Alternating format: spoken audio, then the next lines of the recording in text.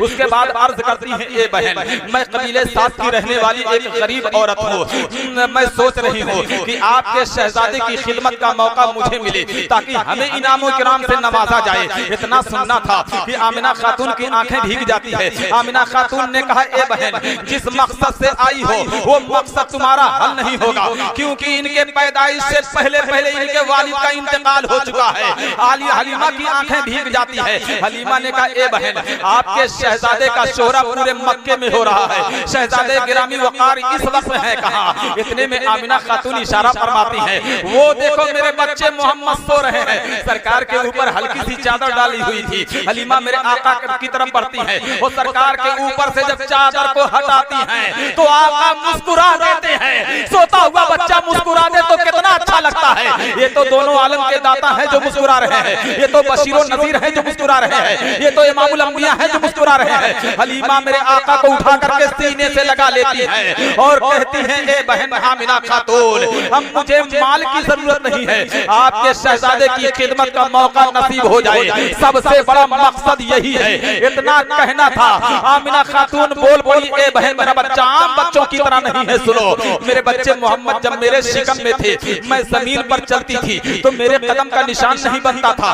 और मेरा कदम अगर किसी सख्त पत्थर पर पड़ता तो पत्थर मोम की तरह पिघल जाता था। ए बहन, मेरा बच्चा आम बच्चों की तरह नहीं है। मेरे बच्चे मोहम्मद जब मेरे शिकम में थे, तमाम औरतों को पानी की जरूरत पड़ती थी तो डोल और रस्सी के सहारे कुएं पर जाया करती थी, मगर ए हलीमा, मोहम्मद जब मुझे पानी की जरूरत पड़ती थी तो मैं कुएं के दरार पर खड़ी हो जाती तो पानी खुद ब खुद ऊपर आ जाता था। ए बहन, मेरा बच्चा आम बच्चों की तरह नहीं है। बच्चों की पैदाइश पर जो माओं को तकलीफ होती है, मुझे जर्रा बराबर एहसास तक नहीं हुआ है। ए बहन, मेरे बच्चे मोहम्मद की जब विलादत हुई है तो मेरे बच्चे मोहम्मद ने अपनी पेशानी को जमीन पर रखा और एक उंगली आसमान की तरफ उठा दिया। मेरे बच्चे मोहम्मद ने पहली मर्तबा कहा अल्लाहु अकबर, और दूसरी मर्तबा कहा अल्हम्दुलिल्लाह कसीरा, तीसरी मर्तबा मेरे बच्चे मोहम्मद ने कहा अल्लाहुम्मा रब्बे हबली उम्मती। ये मेरे आका हैं जो पैदा होते ही हम गुनहगारों को याद फरमा रहे हैं, मगर कुछ दज्जाल ऐसे हैं जो नबी को अपनी तरह कहते फिर रहे हैं। न तुम सदमे हमें देते, न यूं फरियाद हम करते, न खुलते राज़े सरबस्ता, न यूं रुस्वाइयां होती। आमिना खातून बयान करते जा रही है, हलीमा की मोहब्बत बढ़ती चली जा रही है। आमिना खातून ने कहा, ए बहन, मेरे बच्चे मोहम्मद की जब विलादत हुई और मेरी गोद में मोहम्मद आए तो एक बादल का टुकड़ा मेरी गोद के पास आया और उस बादल के टुकड़े में मेरा बच्चा गायब हो गया। आवाज आती है, ये इमामुल अंबिया है, इन्हें मशरिक़ व मगरिब की सैर करा दो। फिर वो बादल का टुकड़ा मेरी गोद के पास आया, मेरा बच्चा मेरी गोद में आ गया है। ए बहन, मेरा बच्चा आम बच्चों की तरह नहीं है। हलीमा ने कहा, ए बहन, मेरे साथ की औरतें अब जाने की तैयारियां कर रही हैं, मुझे भी इजाजत दो ताकि मैं इनका साथ पकड़ लूं। अल्लाह अल्लाह। आमिना खातून मेरे आका को अपनी गोद में लेती है और सरकार के रुखसारे मुबारक को चूमती है। मोहब्बत का आंसू आमिना खातून के आंखों से छलक रहा है। आमिना खातून नबी कौनैन सल्लल्लाहु तआला अलैहि वसल्लम को हलीमा की गोद में पेश फरमा देती है। अब हलीमा मेरे आका को लेकर के वही कमजोर ऊँटनी पर सवार होती है। कसम खुदा की, जब कमजोर ऊँटनी पर हलीमा सादिया मेरे आका को लेकर के सवार होती है तो कमजोर ऊँटनी में इतनी ताकत पैदा होती है कि तमाम ऊँटनियों को पिछाड़ते चली जा रही है। और तो ने कहा, ए हलीमा, मक्के में सवारी बदल दी हो क्या? हलीमा ने कहा, सवारी तो नहीं बदली हो, अलबत्ता सवार बदल गया है। ये मोहम्मद इब्न अब्दुल्लाह के आने की बरकत है। इतने में एक खातून ने कहा, ए बहन हलीमा, मक्के से कोई खुशबू लाई हो क्या? हलीमा ने कहा, कोई खुशबू नहीं लाई हो, बल्कि इन्हीं के आने की बरकत से पूरा रास्ता महक रहा है। इंशाअल्लाह कभी मौका मिलेगा हजरत, फिर कभी मौका मिलेगा। आपकी आमद हो चुकी है।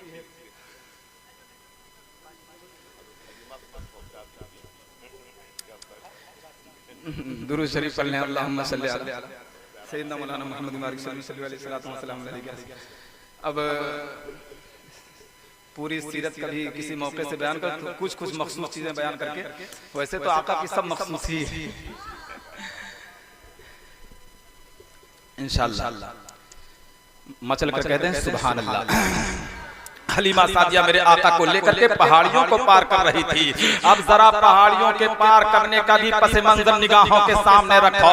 हलीमा जिस पहाड़ी से गुजरती है, अगर कोई सूखा दरख्त है तो फौरन हरा हो जा रहा है, अगर रास्ते में कोई जानवर बैठा है तो फौरन किनारे हट जा रहा है और हाथ जोड़ करके हलीमा की सवारी को देख रहा है। गोया जानवर इशारा कर रहा है, इस पर नबी कौनैन जा रहे हैं, इनकी जियारत कर लो। इस पर इमामुल अंबिया जा रहे हैं, इनकी जियारत कर लो। इस पर बशीरो नज़ीर जा रहे हैं, इनकी जियारत कर लो। हलीमा जब अपने बस्ती में पहुंचती हैं तो फौरन बारिश हो जाती है। कई सालों से बारिश नहीं हुई थी, लेकिन हलीमा जैसे ही मेरे आका को लेकर के अपनी बस्ती में पहुंचती है तो फौरन बारिश हो जाती है। बस्ती के लोग इकट्ठा हो जाते हैं, ए हलीमा कौन सा बच्चा लेकर के आई हो कि आते ही बारिश हो गई है, जरा उस बच्चे की जियारत हमें करा दीजिए। हलीमा ने जब अपनी बाहों को फैलाया और तमाम बस्ती के लोग आका की जियारत फरमाते हैं तो बस्ती के लोगों के ज़बानों पर ये अल्फाज आ गए, ए हलीमा वाकई में इतना अज़ीमुश्शान बच्चा किसी माँ ने जना नहीं, इतना खूबसूरत बच्चा पैदा नहीं हुआ है। हर तरफ तारीफ हो रही है मेरे आका की।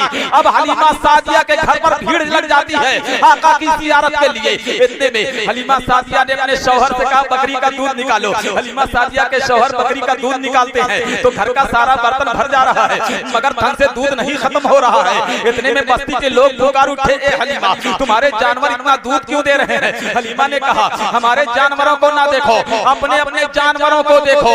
अब तमाम बस्ती के लोगों ने जब अपने जानवरों को देखा तो उनके भी थन दूध से भर गए हैं। अल्लाह अल्लाह। हलीमा सादिया मेरे आका को दूध पिलाती है और दूध पिलाने के बाद सुला देती है और घर में किसी काम के तहत जाती है, लेकिन ख्याल आता है मोहम्मद सो रहे हैं कि जग रहे हैं। अब तारीख मुअर्रिख बयान करता है उस वक्त चांद की 14वीं रात थी और चांद अपने पूरे शबाब पर था। हलीमा पलट करके आती है और देखने के लिए आती है आका सो रहे हैं कि जग रहे हैं। हलीमा सादिया जब मेरे आका के पास पहुंचती है तो सरकार की निगाहें पाक खुली हुई है और सरकार के लबों पर मुस्कुराहट है। हलीमा सादिया ने सोचा नबी कहाँ देख रहे हैं, मोहम्मद कहाँ देख रहे हैं, तो हलीमा ने सरकार की निगाहें पाक के जरिए से चांद की तरफ देख लिया तो सरकार की निगाहें पाक चांद पर जमी हुई थी। अब हलीमा एक मर्तबा आसमान के चांद की तरफ देखती है और दूसरी मर्तबा सारी कायनात के चांद की तरफ देखती है। उसके बाद हलीमा ने आका की उंगली को देख लिया तो सरकार की उंगली कभी दाएं जानिब जा रही है, कभी बाएं जानिब जा रही है, कभी पायते की जानिब जा रही है, कभी सिरहाने की जानिब जा रही है। अब हलीमा का बयान सुनो। हलीमा ने कहा जब हम मोहम्मद की उंगली को देखते और चांद को देखते तो हम क्या देख रहे थे कि मोहम्मद की उंगली जिधर जिधर जाती थी चांद उसी तरफ झुकता चला जाता था। आला हज़रत अज़ीमुल बरकत इसी तरफ इशारा फरमाते हैं, चांद झुक जाता जिधर, उंगली उठाते महद में क्या ही चलता था इशारों पर खिलौना नूर का। हलीमा सादिया मेरे सरकार को पल पल देखा करती थी। बस्ती के लोग आकर के कहने लगे, ए हलीमा तुम मोहम्मद को दिखा दिया करो, हम मोहम्मद का चेहरा देख करके निकलते हैं तो हमारा बिगड़ा हुआ काम बन जाता है। ये मेरे आका का मुकद्दस चेहरा है कि देख करके निकलो तो बिगड़ा हुआ काम बन जाए। एक उन बदमाशों का चेहरा है, अगर सामने आ जाए तो दाना पानी नसीब नहीं होगा, एक्सीडेंट हो जाएगा, सवारी नहीं मिलेगी।